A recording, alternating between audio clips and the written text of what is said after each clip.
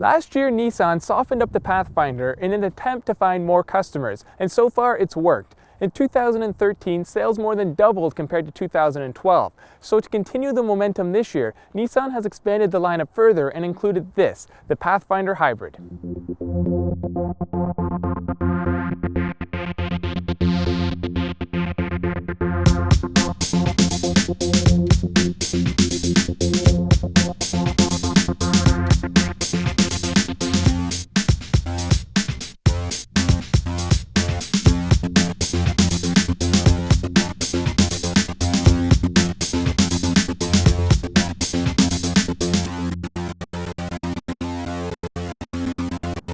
Under the hood, the regular Pathfinder's V6 has been replaced by a 2.5-liter supercharged 4-cylinder engine that makes 230 horsepower and 243 pound-feet of torque. Now it is paired up to a small 15-kilowatt electric motor that makes 20 horsepower and 29 pound-feet of torque. This allows for a total output of 250 horsepower and 243 pound-feet of torque, or roughly the same amount as the V6 Pathfinder. Like all Pathfinders, the only transmission choice available is the continuous variable unit equipped with a standard transmission cooler. The hybrid is available in front-wheel drive or all-wheel drive, although Nissan still refers to these two options as two-wheel drive and four-wheel drive to keep the illusion that the Pathfinder is still a truck. With the all-wheel drive system, the hybrid is officially rated at 24 miles per gallon city and 27 miles per gallon highway. That is an improvement of 5 miles per gallon and 2 miles per gallon respectively over the V6. Our fully loaded all-wheel drive Platinum Premium model came in at $47,510. The Pathfinder Hybrid uses Nissan's one-motor, two-clutch setup that is referred to as Nissan's Intelligent Dual-Clutch System. An electric motor is linked with a lithium-ion battery and positioned between the gasoline engine and the transmission.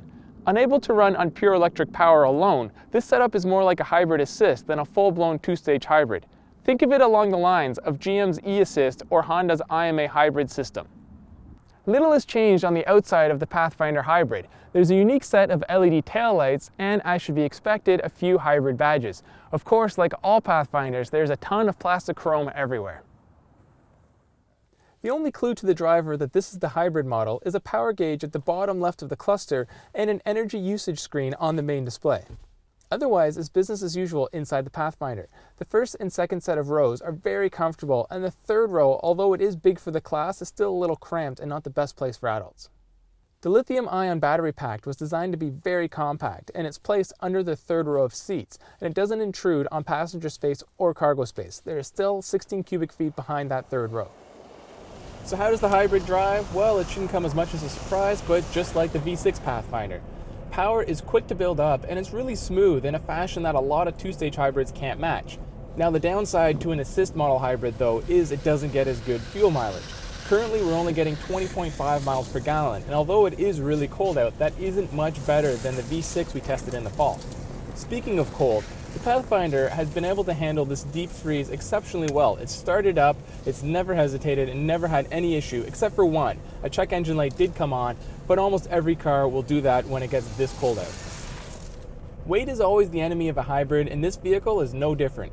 At over 4,700 pounds, this Pathfinder is nearly 250 pounds heavier than a V6 model. That said, this vehicle does behave a lot like the V6 Pathfinder.